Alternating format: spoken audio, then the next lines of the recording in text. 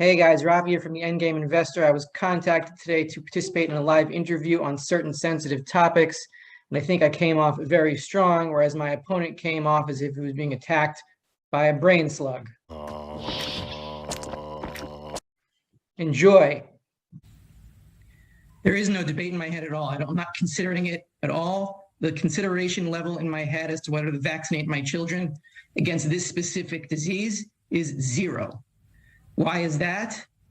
Because it is being forced on us through coercion, against employment, against going places, against living our normal lives, against praying in a synagogue, against all these normal things, and that violates the Nuremberg Code, so I don't care.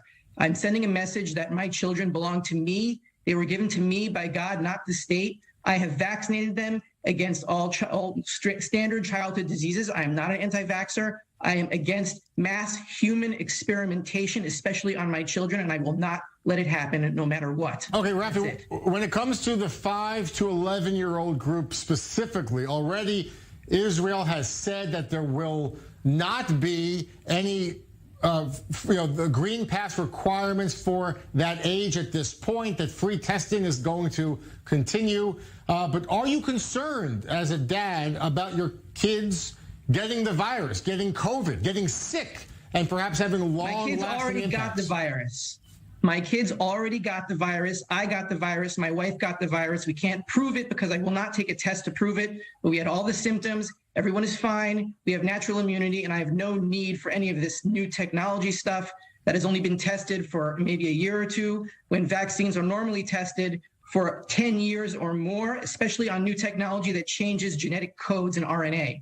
The mRNA doesn't change, though, the genetic code. It's the mRNA. Oh, it changes the mRNA. The mRNA is messenger RNA, and that is changed. The instructions to produce proteins from the mRNA is changed, so don't give me that. Rafi, I want to ask, about the fact that already in the U.S. now for more than 2 weeks, we have today 1 million kids between the ages of 5 to 11 have gotten the doses. Millions more between the ages of 12 and 16 have gotten the doses. Thankfully, no serious side effects, serious illness, death from these vaccines to protect. We're seeing the data from the U.S. that it is safe and effective. Your response? Well, wow, that's amazing. 2 weeks.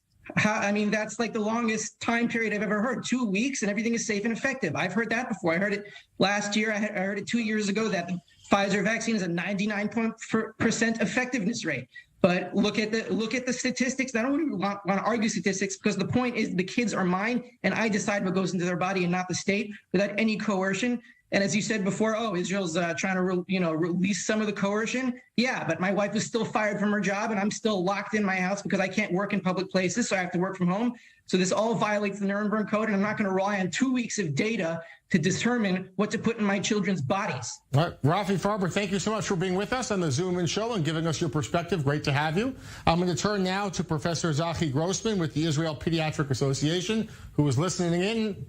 Thank you, Professor, for staying with us. Just at first, please, just give me your reaction, your response to some of the things you heard. Well, I really am sorry to hear these claims. We know that the vaccination changed the world in the last year and saved many, many lives. And we have heard such talks from people who were hospitalized. They didn't take the vaccine and they got hospitalized, and some of them eventually even died. But they refused to acknowledge that the vaccine was really the game changer here. I'm sorry to hear these things. I think that when we should consult parents, the majority will not raise these concerns. They will raise concerns, however, about safety, and we should answer them. But going back to mRNA, changing the DNA code, etc., I think that most parents do not raise these concerns anymore. And about the coercion measures and the Green Pass, we are not dealing with it right now. I think our main purpose is to convince parents that it is good for the individual child to get vaccinated. We should show the risks in vaccination versus the risks in catching the disease. And even in children, and even with the low prevalence that we have now in Israel, it is still preferable to be immunized upon waiting to catch the disease. Professor, a lot of parents, I think many parents would have two specific questions or concerns, even pro-vaccine parents who themselves are vaccinated. One is a question about urgency. Why do they have to rush now to get their young kids vaccinated when we are seeing the COVID rates plummet in Israel? And secondly, if I can also ask, why didn't Israel wait longer, maybe a few weeks longer, to see more data from the U.S. on the second dose, on the impact on recovered kids who already had COVID? Why do it now? Why not wait longer? Can you address those concerns? Yes. First of all, the term rush is not accurate because nobody is rushing. We shall offer the vaccine to parents in a matter of 2 weeks. And as I said, I think the majority, 60% or so, will do it in a matter of weeks or months.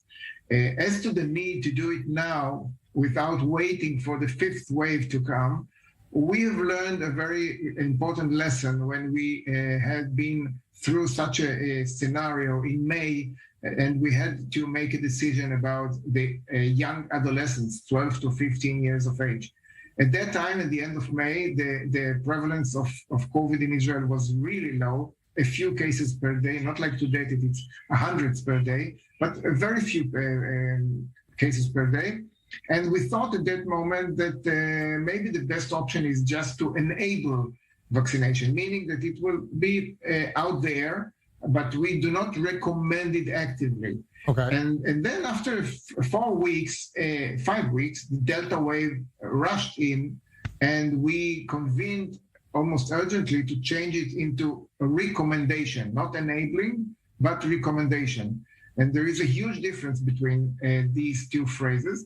We have learned to know that in the weeks that passed between the first phrasing and the second phrasing, actually nobody recommended it, parents did not come, and we lost very precious time because when we did make the recommendation, it took 4 to 6 weeks until the first kids got immunized, because it takes a few weeks. And then the Delta wave was already there, and I'm sure that it caused many hospitalizations of kids, even with severe corona. Yeah. So we do not want to repeat that. We think that from a strategic point of view, there is a need to vaccinate. We are certain that the vaccine is safe. We shall try to tell parents to be confident in their decision, but we do not want to wait, because if we wait, we might lose precious time. And then someone might say, why didn't you decide now? Why did you wait? So we had already a scenario of waiting, which was not successful. You can support me in my quest to restore normalcy to the planet by clicking any of the links below. And thank you.